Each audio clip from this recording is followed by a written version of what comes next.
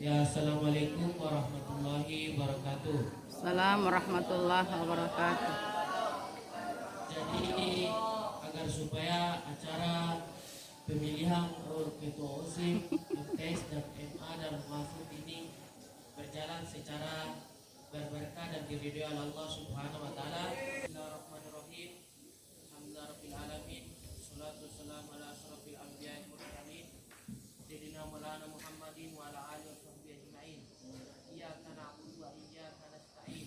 Iyyaka na'budu wa iyyaka nasta'in. Iyyaka na'budu wa iyyaka nasta'in. Allahumma inna as'aluka salamatan fid din wa afiyatan fil jasadi wa ziyadatan fil ilmi wa taubatan qabla al-mauti wa rahmatan indal mauti wa maghfiratan ba'da al-mauti. Allahumma hawwin 'alaina fi safaratil maut wa najatan minan nar. Allahumma ij'al ru'usina adilan wa khalisan wa amanatan. Sallallahu ala sayyidina Muhammad nabiyil ummi wa ala alihi wasallam. Al-Hatimah Al-Fatihah. Tanah tumpah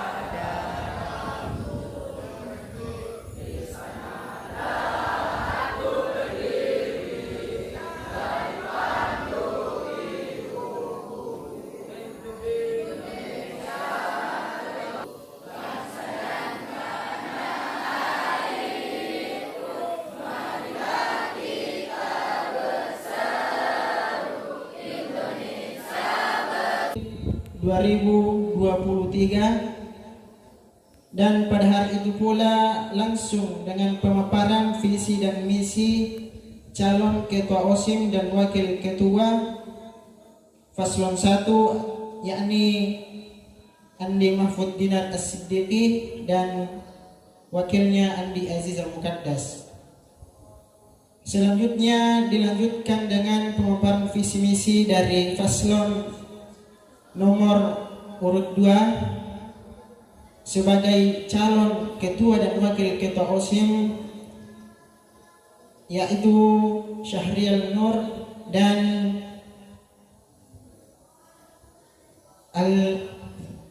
Asma Salsabila. Kemudian dilanjutkan lagi pemaparan visi misi calon terakhir atau nomor urut 3, yaitu Laili Syekhani dan Sapriani. Jadi inilah calon-calon ketua OSIM MA dan Mahfud Lepopadis. Kemudian adapun peserta atau pemilih dari MA dan Mahfud Lepopadis, baik santri dan santriwati, itu totalnya dari santriwati MA ada 34 orang. Kemudian dari santri putra ada 33 orang. Dan beserta guru-guru yang akan ikut memilih pada pemilihan calon ketua OSIM 2023-2024. Kemudian saya berharap kepada calon dan wakil ketua OSIM tahun 2023-2024, jikalau salah satu di antara kalian terpilih menjadi ketua OSIM, saya berharap bisa menjadi contoh dan tauladan kepada teman-teman kita yang tidak masuk di organisasi OSIM.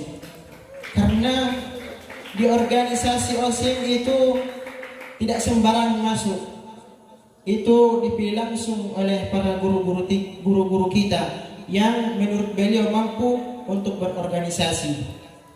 Jadi dalam berorganisasi juga disitulah tempat kita atau wadah untuk melatih jiwa kepemimpinan kita. Bagaimana caranya menjadi pemimpin yang baik, pemimpin yang adil kepada sesama. Dan dalam organisasi pula di situ kita diajarkan bagaimana caranya kita saling menghargai.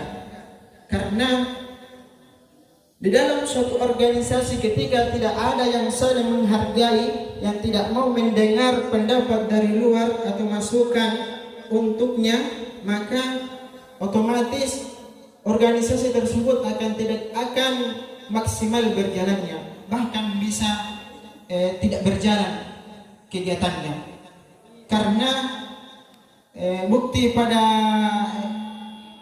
kegiatan hari ini yang dimana adanya kerjasama antara pengurus OSIM, kita bisa melaksanakan pemilihan calon ketua OSIM dan wakil ketua OSIM tahun 2023-2024. Dan saya berterima kasih banyak kepada pengurus OSIM tahun 2023 yang sudah bersungguh-sungguh meluangkan waktunya untuk menyukseskan kegiatan pemilihan ketua dan wakil ketua OSIM tahun 2023-2024. Dan kemudian saya berharap kepada kita semua untuk memilih pemimpin yang dimana pemimpin itu dapat kita percaya, dapat bertanggung jawab atas apa yang dipimpinnya. Karena semua yang berpimpin itu, semua pemimpin akan dimintai pertanggungjawaban kelak yaumul akhir. Dan sekecil-kecil pemimpin adalah pemimpin bagi diri kita sendiri. Nah, mengapa dalam organisasi itu penting?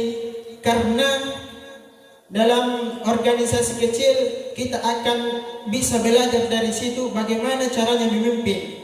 Kalaupun tidak bisa menjadi pemimpin negara, ya bisalah menjadi pemimpin rumah tangga atau memimpin diri kita sendiri. Karena kita sebagai laki-laki harus bertanggung jawab atas apa yang kita pimpin. Nah, itulah sambutan sekaligus laporan yang bisa saya sampaikan. Terkhusus nikmat kesehatan dan kesempatan.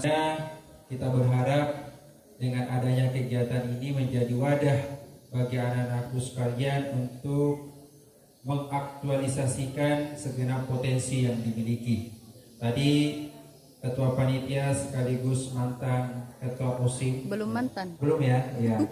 Insya Allah ya akan digantikan oleh teman-temannya yang baru ini sudah menyampaikan bahwasanya kita ini sebagai peserta didik yang dipilih oleh teman-temannya untuk menjadi pemimpin dalam hal ini OSIM, ya tentunya harus bisa menjalankan amanah ini dengan penuh tanggung jawab.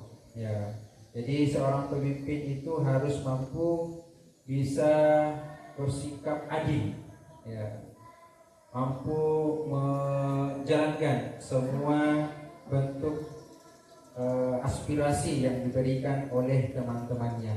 Ya. Jadi tentunya dalam kesempatan ini, ya, Bapak tentu percaya bahwa ketiga calon ini adalah putra putri terbaik yang ada Darul Mahfudz Padis. Ya, yang tentunya sudah memiliki banyak pengalaman. Karena setahu saya anak-anak ini yang mungkin sekarang duduk di kelas 11 ya, ya semuanya masuk di pengurusan OSIM sebelumnya. Ya tentunya sudah ada bekal bagi mereka untuk kembali melanjutkan organisasi OSIM ini supaya kedepannya lebih maju lagi, lebih mantap lagi. Dalam kesempatan ini Bapak juga menghimbau kepada anakku sekalian, santri-santriwati MA, ya tentunya dalam memilih, ya, lihat rekam jejaknya, lihat bibit dan bobotnya. Ya, kita memilih pemimpin itu tidak sama membeli kucing dalam karung, ya tidak tahu kualitasnya. Jadi tentunya apa yang menjadi harapan dari anak-anakku sekalian 1 tahun ke depan ini diharapkan mampu dilaksanakan dengan baik oleh ketua OSIM yang terpilih nantinya.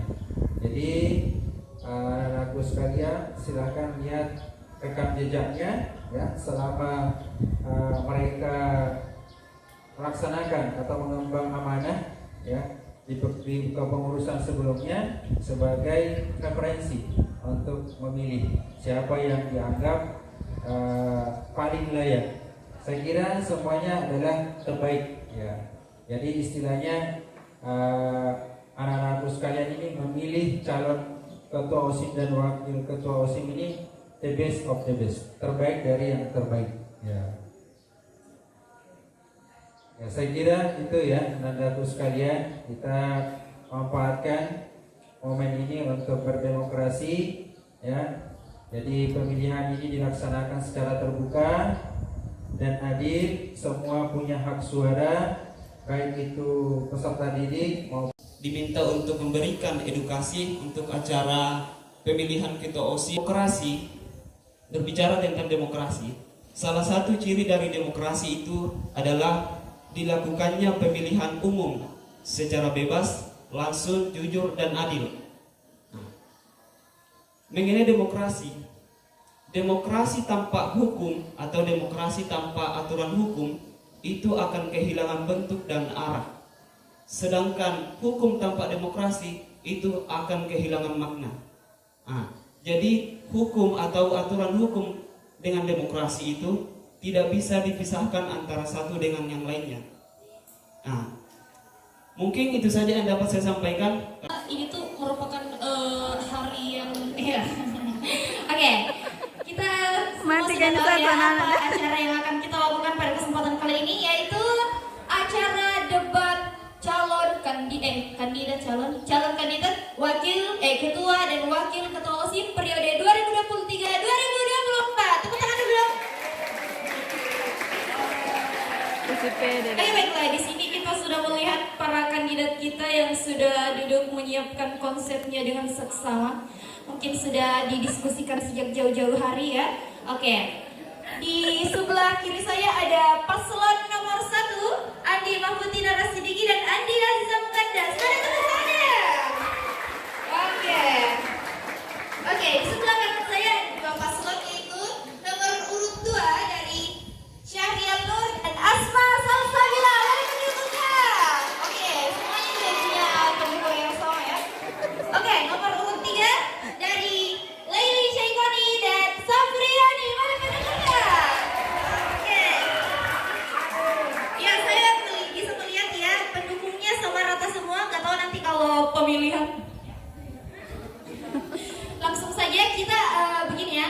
Cara sistem debatnya itu pertama kita akan memanggil satu demi satu paslon, kemudian ada pertanyaan yang akan memaparkan visi misinya ya. Paslon yang naik akan memaparkan visi misinya, kemudian Ustadz dan Ustazah panelis akan memberikan beberapa pertanyaan terkait visi misi mereka, dan kemudian yang paling spesialnya adalah paslon lain bisa memberikan pertanyaan untuk menjatuhkan lawannya. Oke, kita bisa lihat seberapa sebenarnya debat kali ini ya. Langsung saja kita akan persilakan paslon nomor urut 1 Andi Mahfutina Rasidiki dan Andi Aziza Mukandas untuk Kursi panas. untuk duduk di kursi panas. Dan silakan.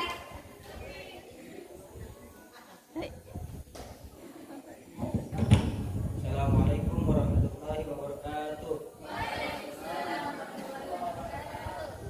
Alhamdulillah wassalatu wassalamu ala Rasulillah, amma ba'd. Langsung saja kami akan memaparkan visi misi kami sebagai paslon nomor 1.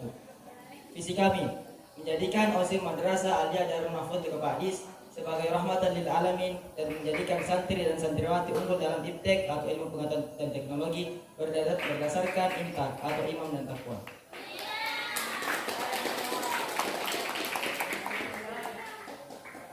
Misi kami adalah menerapkan syariat Islam di setiap kegiatan. Kedua, melaksanakan kegiatan yang dapat menumbuh kembangkan rasa solid dan karakter pengurus. 3. Meningkatkan kompetensi santri dan santriwati melalui ekskul kesenian, olahraga dan sains terintegrasi. Selanjutnya, meningkatkan kemampuan bahasa asing. Kelima, melaksanakan kegiatan baksos di luar dan di dalam madrasah. Keenam, mengadakan wisata religi, sabar Ramadan dan sabar Jumat. Ketujuh, pemberdayaan lab komputer dan lingkungan Darul Mahfudz. Dan yang terakhir adalah menerapkan program literasi melalui sudut baca dan penerbitan buku. Sekian dari kami, mohon maaf kalau bersuaranya. Assalamualaikum warahmatullahi wabarakatuh.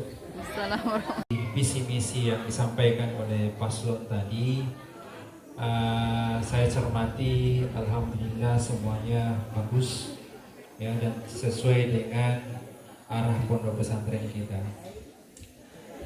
Yang mau saya tanyakan, di minggu pertama ketika Anandaku ini mendapatkan amanah untuk menjadi ketua OSIM dan wakil ketua OSIM, kira-kira dari setiap program ini mana, atau misi ini mana yang menjadi skala prioritas dan apa alasannya? Ya, jadi saya ulang, di minggu pertama ini dari misi yang Anandaku sampaikan tadi, mana yang akan Anda laksanakan sebagai skala prioritas dan apa alasannya? Yang menjadi prioritas kami adalah tentu misi yang pertama, yaitu menerapkan syariat Islam di setiap kegiatan. Kenapa? Karena kita sebagai umat muslim, mau tidak mau kita harus menerapkan syariat Islam di setiap kegiatan kita. Percuma kalau kita menerapkan misi-misi yang lain kalau misalnya syariat Islam belum terpenuhi. Dan kita memiliki visi, yaitu berlandaskan iman dan takwa. Jadi mau tidak mau kita harus memulai sesuatu itu dengan iman dan takwa, yaitu melalui menerapkan syariat Islam di setiap kegiatan. Bismillahirrahmanirrahim. Assalamualaikum Kita sudah warahmatullahi wabarakatuh. Studi kasus ya kita kalau misalnya Baiklah, acara, terima kasih atas kesempatan yang sedang diberikan bekerja di kepada OSIM saya. terlebih dahulu. Alhamdulillah saya tadi mendengar visi dan misi yang sangat luar biasa dari paslon 1 ya. Jadi yang ingin saya tanyakan, adakah misi Ananda yang mendukung promosi pesantren kita sehingga bisa lebih dikenal lagi di luar ya, untuk supaya pondok kita lebih dikenal dan lebih banyak peminat yang mendaftar di sini di Masya Allah, luar tahun biasa. ajaran berikutnya. Terima kasih. Tentu ada, yaitu ada dua misi yang akan membantu promosi pondok. Pertama, melaksanakan kegiatan baksos di luar dan di dalam madrasah. Dan yang kedua adalah mengadakan wisata religi safari Ramadan dan safari Jumat. Ada pertanyaan lanjutan boleh?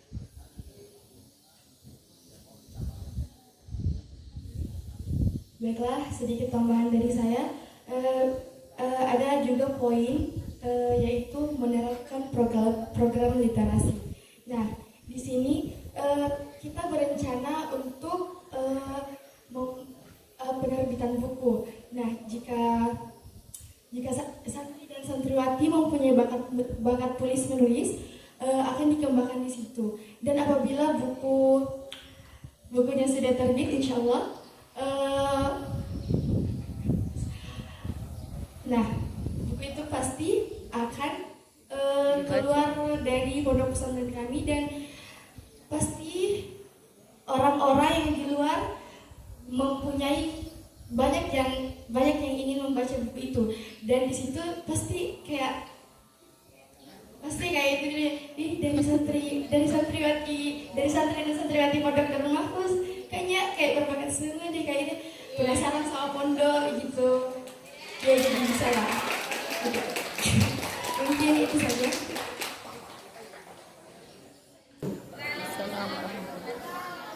Nah, seperti yang kita ketahui bersama, bahwasanya belajar di pondok pesantren itu sangat membutuhkan banyak waktu, bukan hanya waktu tapi tenaga, fisik, serta mental. Nah, pertanyaannya, bagaimana cara Anda membagi waktu antara mata pelajaran yang cukup banyak dan organisasi yang akan Anda pimpin? Begini. Menggunakan waktu kita sebaik-baiknya, karena kita itu memiliki prinsip kerja cerdas bukan kerja keras. Prinsip nominya.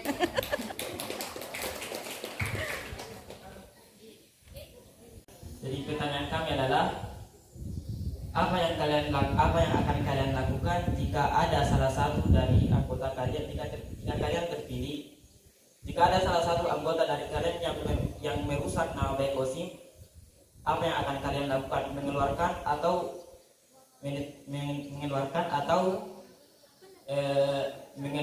atau menetapkan? Apa alasannya jika dikeluarkan? Apa alasannya jika ditetapkan kembali? Terima kasih. Menetapkan itu kita itu harus memerlukan kebijakan dari pembina OSIM. Jadi ketika ada santri yang untuk pengurus yang seperti itu, tentu kita langsung melaporkannya kepada pembina jika kalau tidak mau mendengar apa yang dinasihati dari pemimpinnya. Itu saja. Langsung saja. Pertanyaannya, bagaimana cara Anda menangani jika Anda anggota OSIM, jika ada anggota OSIM kalian berselisih, bagaimana cara Anda mengatasinya?